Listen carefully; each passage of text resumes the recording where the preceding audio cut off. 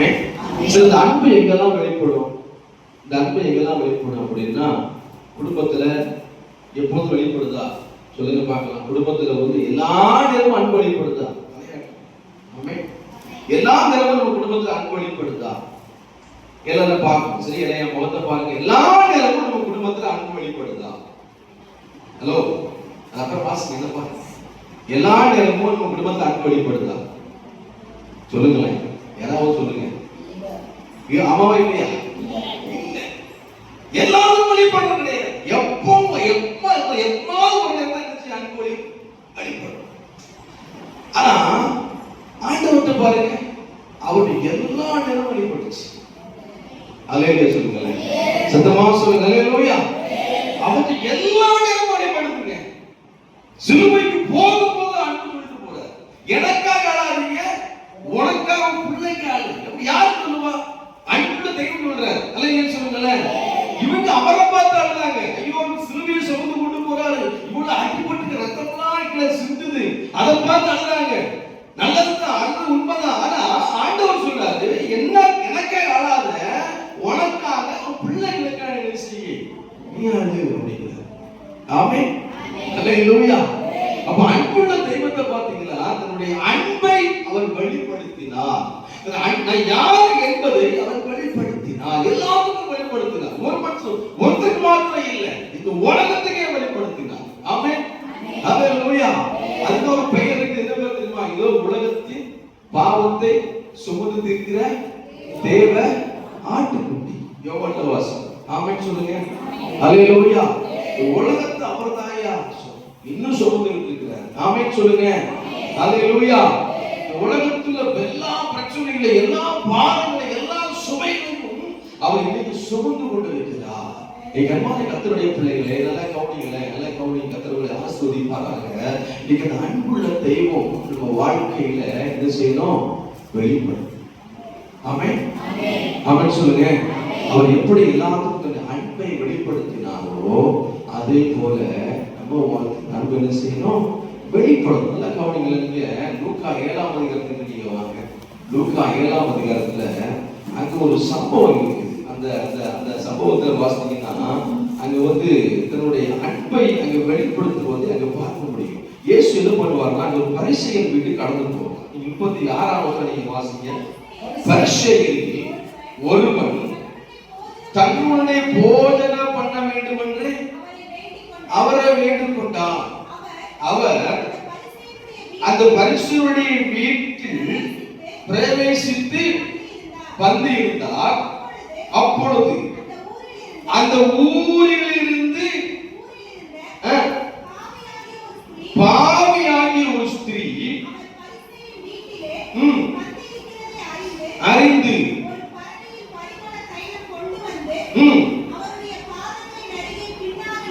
நின்று அழுது கொண்டு அவருடைய பாதங்களை நனைத்து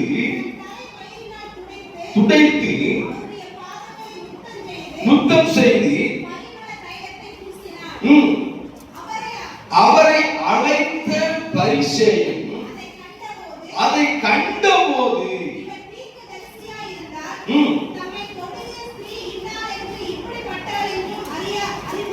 அறிந்திருப்பார்,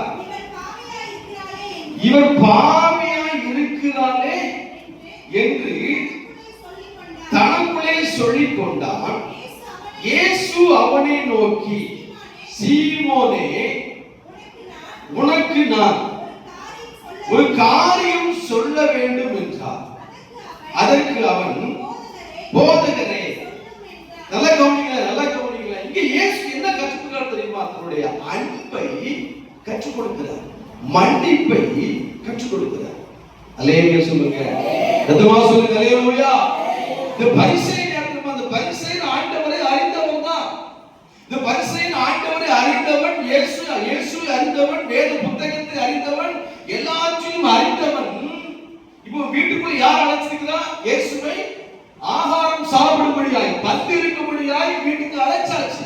இப்ப அதே ஊருக்குள்ள ஒரு பாவியான ஸ்திரீ இருக்கிறார். இந்த பாவியான ஸ்திரீ எப்படிப்பட்டவன் யாருக்கு தெரியும்? இந்த பரிசேயனுக்கு தெரியும். இவன் என்ன பண்ணா, ஏற்கனவே எல்லாமே சாய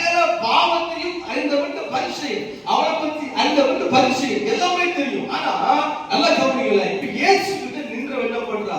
அழுதுகிட்டு இருக்கிறா, அழுதுகிட்டு இருக்கிறா, தன்னுடைய பாவத்தை அறிக்கையிடுறா, குற்றங்களை அறிக்கையிடுறா. இந்த பரீட்சை நின்று கொண்டு பார்த்து கொண்டு இருக்கிறா. நல்ல கவனிங்கள, இப்ப அவன் சொல்றான், இவன் எப்படிப்பட்டவை என்பது இவருக்கு தெரியாதா? அல்லேலூயா சொல்லுங்க. அல்லேலூயா. இயேசுக்கு எல்லாமே தெரியும். இயேசு எப்படிப்பட்டவர் என்பது எல்லாத்துக்குமே தெரியும். அவ யாரு, என்ன பண்ண எல்லாமே தெரியும். ஆனால் பாருங்களேன், அந்த பரிசேயனுக்கு சில பாடங்களை அவர் கற்றுக் கொடுத்தார். அல்லேலூயா சொல்லுங்க. சத்தமா சொல்லுங்க. அல்லேலூயா. சில பாடங்களை இயேசு கற்றுக் கொடுப்பாருங்க. நமக்கு சில பாடங்களை கற்றுக் கொடுப்பார். நம்ம வாழ்க்கையில சரியான பாடம்னா இயேசு நமக்கு சில பாடங்களை கற்றுக் கொடுப்பார். ஆமென் சொல்லுங்க. அல்லேலூயா. அல்லேலூயா. நம்ம வாழ்க்கையில சில குறைகள் வந்தா சில பாடங்களை கற்றுக் கொடுப்பார். இப்ப இந்த பரிசேய வாழ்க்கையில பாருங்க, ஒரு 2 பாடங்களை கற்றுக் கொடுக்கிறார். முதல் பாடம் என்ன தெரியுமா? முதல் பாடம், நீ என்ன செய்யணும்? மற்றவங்க என்ன செய்யணும்? நீ மன்னிக்கணும். அல்லேலூயா சொல்லுங்க. சத்தமா சொல்லுங்க. அல்லேலூயா. அப்ப இயேசு சிந்தையில காணப்பட்டவர் சொல்றார். பரிசேயன் இப்போ அங்க ஒரு சம்பவம் இல்ல. என்ன சம்பவம் பாருங்க, வாசிங்க வசனத்தை 43 வாசிங்க. அப்பொழுது அவர் இரண்டு பேர் கடன்பட்டிருந்தார்கள். ஒருவன் 500 வெள்ளிக்காசும் மற்றொருவன் 50 வெள்ளிக்காசும் கொடுக்க வேண்டியதாக இருந்தது. கொடுக்காதவர்களுக்கு நிர்வாகம் இல்லாத போது இருவருக்கும் கடனை மன்னித்து விட்டான். இப்படி இருக்க அவர்களில்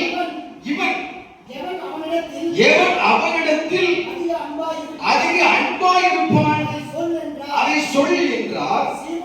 சீமோன் பிரதியுத்தரமாக, எவனுக்கு அதிகமாய் மன்னித்து விட்டானோ அவனே அதிக அன்பாயிருப்பான் என்று நினைக்கிறேன் என்றான். அதற்கு அவர் சரியாய் நிதானித்து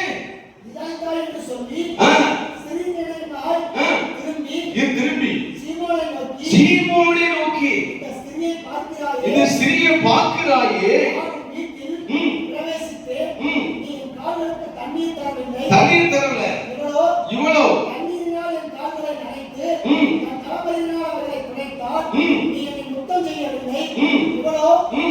பிரவேசித்தது முதல் பாதங்களை உடையாமல் முத்தம் செய்தார். நீ என் தலையில் எண்ணெய் பூசவில்லை. இவளோ என் பாதங்களில் பரிமள தைலம் பூசினார். ஆதலால் நான் உனக்கு சொல்லுகிறேன், இவன் செய்த அநேக பாவங்கள் மன்னிக்கப்பட்டது. அன்பு கூர்ந்தாலே எவனுக்கு கொஞ்சம் மன்னிக்கப்படுகிறதோ அவன் கொஞ்சமாய் அன்பு கூறுவான் என்று சொல்லி அவளை நோக்கி, பாவங்கள் மன்னிக்கப்பட்டது என்றார். அப்போது ஆமென் சொல்லுங்க. அல்லேலூயா. இயேசு 2 காரியங்களை கற்றுக் கொடுக்கிறார். முதல் காரியத்தை கற்றுக் கொடுக்கிறாரு, மன்னிப்பு கற்றுக் கொடுக்கிறார். இரண்டாவது அன்பை கற்றுக் கொடுக்கிறார். அல்லேலூயா சொல்லுங்க. சத்தமா சொல்லுங்க. அல்லேலூயா.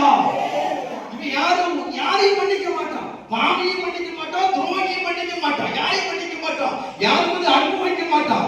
ஆனா அவன் வீட்டுக்குள்ள போய் அவனை அமர வைத்து அவன்கிட்டயே கேள்வி கேட்டு அவன்கிட்டயே பதிலை கற்று வரவழைத்தான். அல்லேலூயா சொல்லுங்க. நம்ம அப்பா போல எந்த அப்பா உலகத்துல கிடையாது. அல்லேலூயா. அல்லேலூயா.